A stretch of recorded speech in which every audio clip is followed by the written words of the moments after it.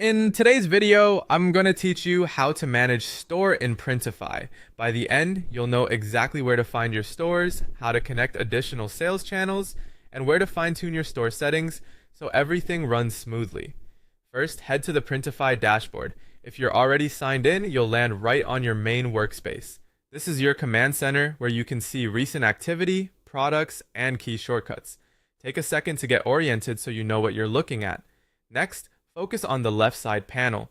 This menu is where most of your navigation happens in Printify. You'll see sections for products, orders, catalogs, and most importantly for today, your stores.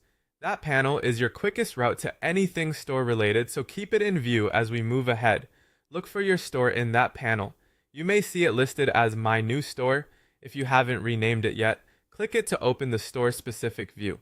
This helps you make sure you're working in the right place, especially if you plan to manage multiple stores. If you renamed your store previously, you'll see that updated name instead, but the process is the same.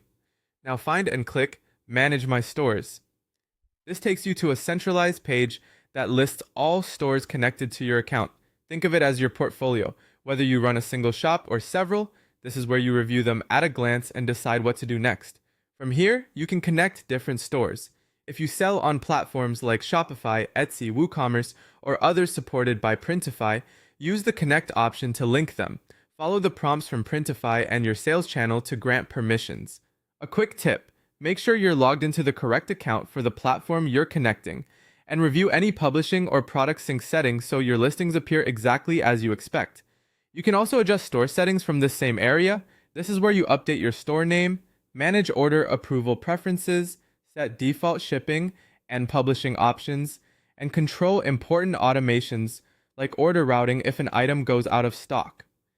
Take a moment to confirm basics such as your business details, currency, and any preferences that affect how new products are published to your connected store. Small tweaks here can save you time later, especially if you're scaling. That's it. You've navigated the dashboard, found your store, opened the Manage My Stores page, connected additional stores, and reviewed where to adjust store settings. Save your changes and you're ready to keep building.